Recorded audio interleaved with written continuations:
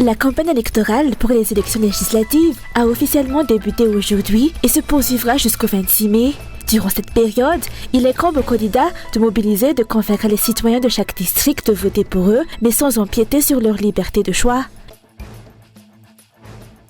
Les candidats adjoints de Narville et Anja Davlay du collectif Anne Malagasy à Havarajan ont débuté aujourd'hui leur campagne électorale dans la commune d'Ambomangakeli. Les habitants de cette localité les ont accueillis avec enthousiasme et chaleur, manifestant ainsi leur soutien et leurs intérêts pour leur programme. Dans l'actualité internationale, soutien historique de la dynastie de Kim au pouvoir en Corée du Nord, le propagandiste Kim Ki-nam est mort à l'âge de 94 ans. Un hommage lui a été rendu à Pyongyang en présence du dictateur Kim Jong-un.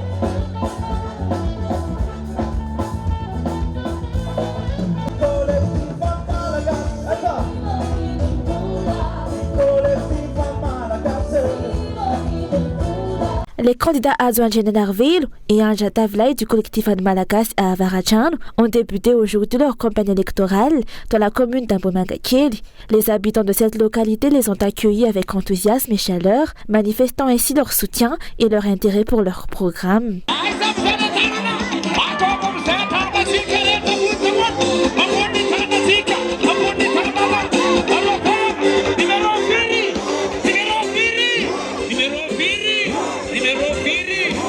Le changement, c'est le message principal que les candidats du collectif Anne Malagasy ont réitéré durant leur intervention.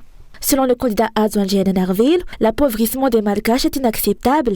Il appelle le peuple malgache à faire preuve de courage et à se lever.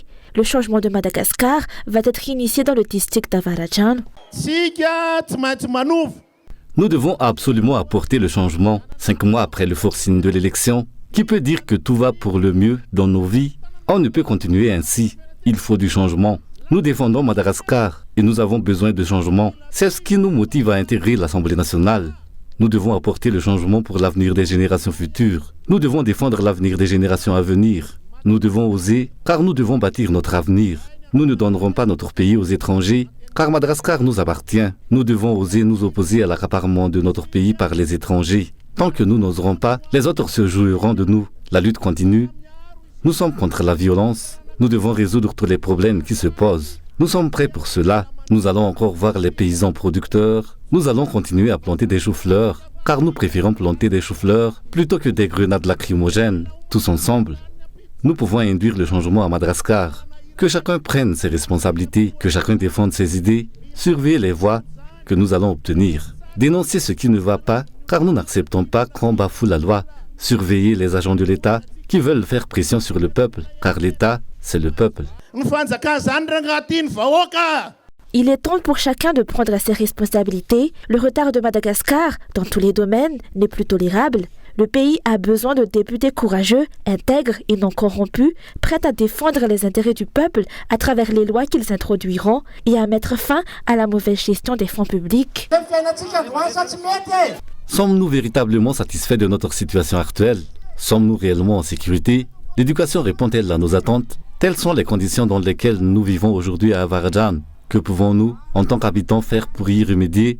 Nous devons procéder au changement. Qui aura le courage d'initier cette transformation? Est-il prêt pour le changement? Nous nous engageons à être vos leaders, sur lesquels vous pouvez compter, car le changement dépend de chacun de nous. En tant que vos représentants, en tant que députés, nous nous engageons à être vos porte-parole, à défendre vos intérêts.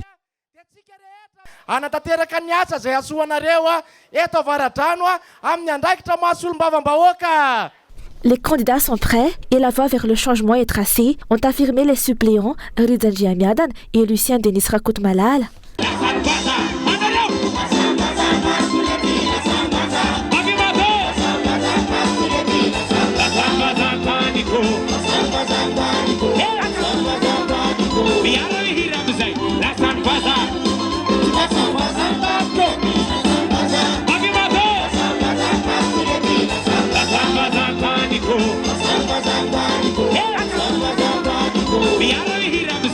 Avant de se rendre à Mbouimangakil, le candidat Adjoint Narville et ses colistés ont rendu hommage aux ancêtres. Ils ont sollicité la bénédiction des ancêtres pour leur engagement dans la prise de responsabilité envers le pays.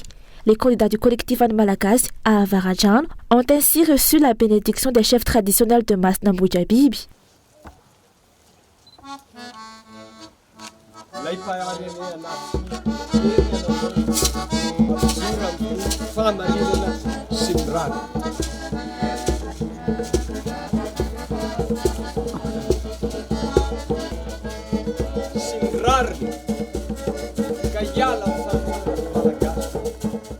Les candidats Adjoint Narville et Anja Tavilai ont mis en avant l'importance de confier tout projet entre les mains de Dieu. Ils ont prié au temple FJKM Mboujabibi.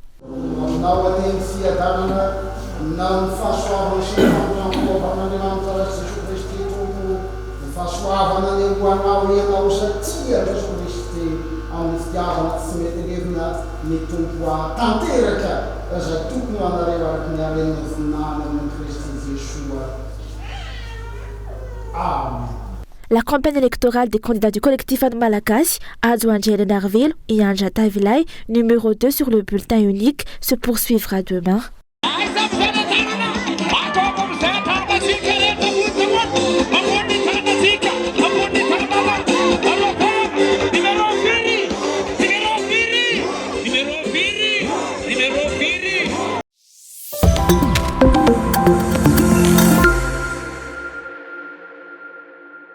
La campagne électorale pour les élections législatives a officiellement débuté aujourd'hui et se poursuivra jusqu'au 26 mai, conformément au calendrier publié par la CENI. Durant cette période, il incombe aux candidats de mobiliser et de convaincre les citoyens de chaque district de voter pour eux lors du scrutin prévu le 29 mai. Cependant, de nombreuses dispositions légales régissant la campagne électorale demeurent encore méconnues. Selon le KMF Knoé, il est strictement interdit d'exercer des pressions sur les citoyens afin de les pousser à voter pour un candidat particulier. De même, la campagne électorale n'est pas autorisée dans les lieux communs et à accès libre.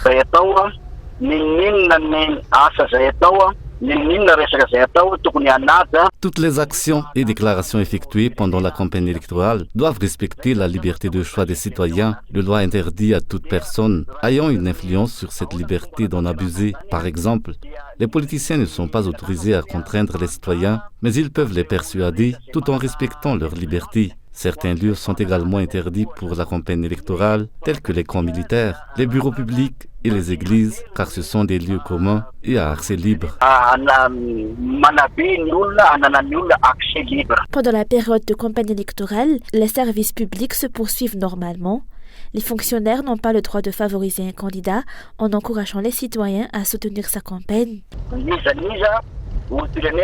Chaque citoyen, quelle que soit son origine ou ses préférences politiques, a le droit de bénéficier des services publics. Les fonctionnaires n'ont pas le droit d'inciter les citoyens à se joindre à une campagne électorale, car cela compromet leur liberté de choix. Étant donné que les fonctionnaires sont chargés de dispenser les services publics, leur influence peut affecter cette liberté.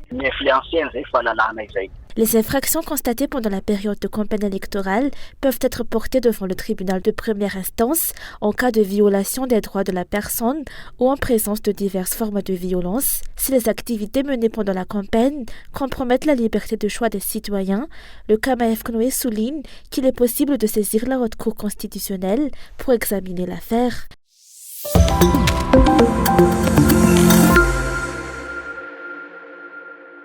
Le directeur du cabinet de la CENI a déjà déposé sa démission avant d'afficher son soutien à un candidat particulier, a soutenu le président de la CENI aujourd'hui. Il a affirmé que les membres de la commission ont le droit de soutenir les candidats de leur choix lors des élections législatives. Des images et des vidéos montrant ce directeur de cabinet affichant son soutien indéfectible aux candidats aux législatives de l'Irmar dans le district d'Abad Finanjan ont été relayées par les réseaux sociaux hier et ont fait naître des suspicions.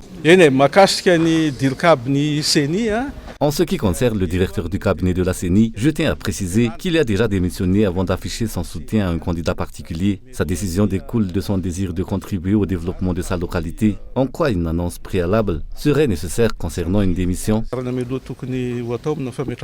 fait que cette démission n'a pas été officiellement annoncée alimente les débats et renforce la méfiance à l'égard de la façon dont la CENI organise les élections. En outre, suite aux inquiétudes exprimées concernant le retard de l'arrivée des bulletins uniques, indispensables pour la campagne électorale, ils sont finalement arrivés aujourd'hui à l'aéroport d'Ivatu, grâce également à la participation de l'Union européenne dans leur impression et leur achat. Et le gestionnaire d'un projet d'appui à assistance électorale, ce qui a permis de mobiliser les financements, cette fois-ci auprès de l'Union européenne, mais aussi de la part du gouvernement, pour faire l'achat des imprimés sensibles et deux, les encheminer avec l'appui financier de la CENI et le gouvernement de Madagascar de l'Afrique du Sud à Tana aujourd'hui.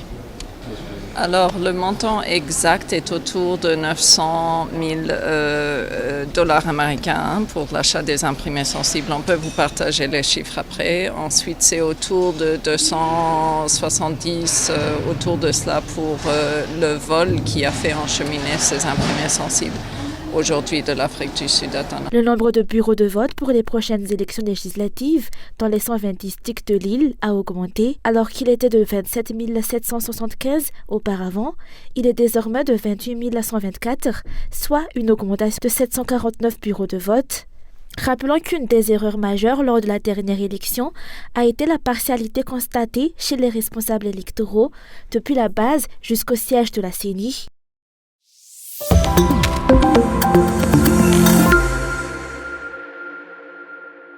L'association des conseillers pédagogiques vient d'être créée dans l'objectif d'améliorer l'enseignement à Madagascar, notamment au milieu rural, où de nombreux enseignants ne maîtrisent pas tous les aspects de la pédagogie.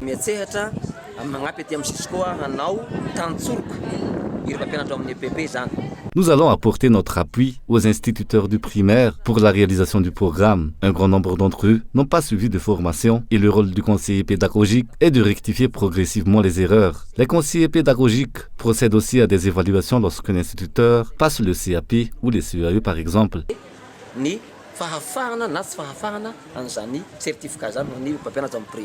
Ces conseillers pédagogiques vont intervenir pour rehausser le niveau de l'enseignement sur un plan d'ensemble, mais ils limitent aussi pour une revalorisation de l'éducation physique et sportive qui fait partie des disciplines enseignées.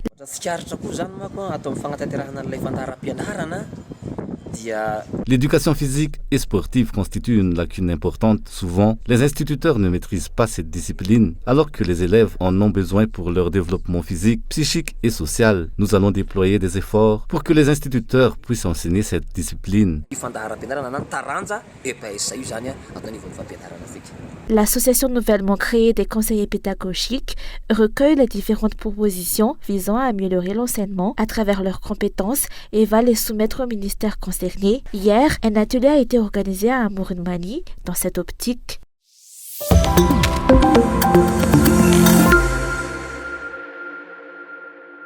Le volontariat attire de plus en plus de jeunes à l'heure actuelle. La Croix-Rouge, dont la journée internationale est célébrée ce jour, compte ainsi plus de 1300 volontaires constitués en majeure partie de jeunes. Plutôt que de rester inactifs en raison du manque d'opportunités d'emploi et de la difficulté à trouver un emploi correspondant à leur formation, les jeunes s'engagent volontiers dans des organisations comme la Croix-Rouge.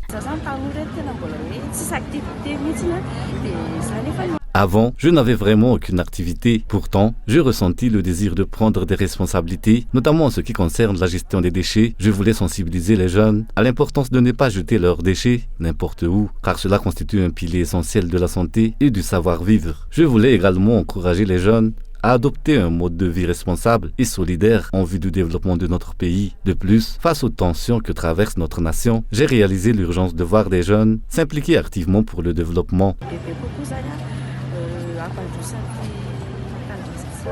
La Croix-Rouge malagasy joue un rôle actif dans le domaine social en fournissant diverses formes d'assistance grâce à la mobilisation de ses volontaires. Toutefois, la réalisation efficace de ces actions est souvent entravée par divers obstacles, notamment le mauvais état des routes. Le principal enjeu réside évidemment dans la question des routes. Toutefois, je tiens à souligner que nous sommes vraiment acceptés au sein des communautés. Nos volontaires proviennent des communautés locales et sont intimement familiarisés avec leurs défis. C'est là notre valeur ajoutée. En ce qui concerne la sécurité, nous n'avons pas encore été confrontés à des attaques, bien que nous opérons dans des zones enclavées et potentiellement dangereuses. La célébration de la Journée internationale de la Croix-Rouge et du Croissant Rouge a été placée aujourd'hui sous le thème de faire vivre notre humanité. Pour marquer cet événement, une série d'activités a eu lieu devant l'hôtel de ville, notamment des dépistages gratuits du diabète et une campagne de dons de sang.